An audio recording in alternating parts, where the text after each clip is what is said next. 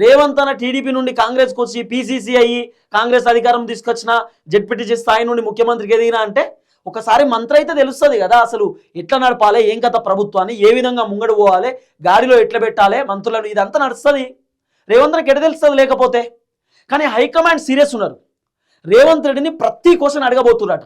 ఇగో ఈ జీవన్ రెడ్డితో పంచాయతీ ఏంది, రాజగోపాల్ రెడ్డి మంత్రి పదవితో పంచాయతీ ఏంది, లేకపోతే ఈ పలాని మంత్రితో నీకు పంచాయతీ ఏంది, తర్వాత వీళ్ళు చెప్తే ఎందుకు ఇంటలేవు, వీళ్ళపైన నీకు ఎందుకు ఇంత కోపం, వీళ్ళపై గిన్ని కంప్లైంట్లు ఇచ్చారు, ఎందుకు వచ్చింది నీ మీద కంప్లైంట్, నీ మీద వార్త ఎందుకు వచ్చింది, ఇగో వీళ్ళపైన వార్త రాపించినవాట నిజమేనా, ఇగో వీళ్ళకి ఏదో చేసినవాట నిజమేనా, ఇగో వీళ్ళు దందా చేస్తున్నట్టు నిజమేనా, నీ వెనకాల ఉన్నటువంటి బ్యాచ్ ఇగో ఇట్లా అవినీతి పాల్పడుతున్నట్టు నిజమేనా, చంద్రబాబు నుండి మనుషులు కొంతమంది నీ దగ్గర ఉంటున్నట్టు నిజమేనా, ఆంధ్రాలో కాంట్రాక్ట్ ఇస్తున్నవాట నిజమేనా, ఇవన్నీ క్వశ్చన్స్ రేవంత్ రెడ్డిని అడగవచ్చు హైకమాండ్.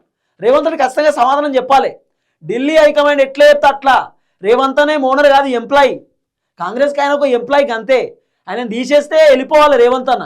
సీఎం సీట్లకి వెళ్ళి దించేస్తున్నాం అంటే రాజీనామా చేయాల్సింది, వేరే ఆప్షన్ ఉండదు. రేవంత్ రెడ్డి సీఎం కాకపోతే ఇబ్బంది అయితే గట్లేం ఉండదు హైకమాండ్ దగ్గర. ఢిల్లీ ఎంతైనా ఇప్పుడు గల్లీ వేరే ఢిల్లీ వేరే. అందుకే రేవంత్ అన్న గల్లీలో బాల్ అయితే ఢిల్లీలో బ్యాట్ పట్టుకుని కొడతాడు రాహుల్ గాంధీ. గల్లీలో బాలింగ్, ఢిల్లీలో బ్యాటింగ్, వీళ్ళకి అతిట్లు ఉంటుంది అన్నట్టు కాంగ్రెస్లో. ఈ విధమైనటువంటి వ్యవహారం నడుస్తుంది. ఏది ఏమైనా రేవంత్ రెడ్డితో హైకమాండ్ మాట్లాడుతూ ఉన్న చాలా సీరియస్ మీటింగ్ ఇది, వెరీ సీరియస్, చాలా సీరియస్. ఈ మీటింగ్ తర్వాత మరి ముఖ్యమంత్రి పదవి ఉంటుందా రేవంత్ అనేది, ఆయనతో ఊడిపోతుందా అనేది చూడాల్సినటువంటి అవసరం ఉంటుంది.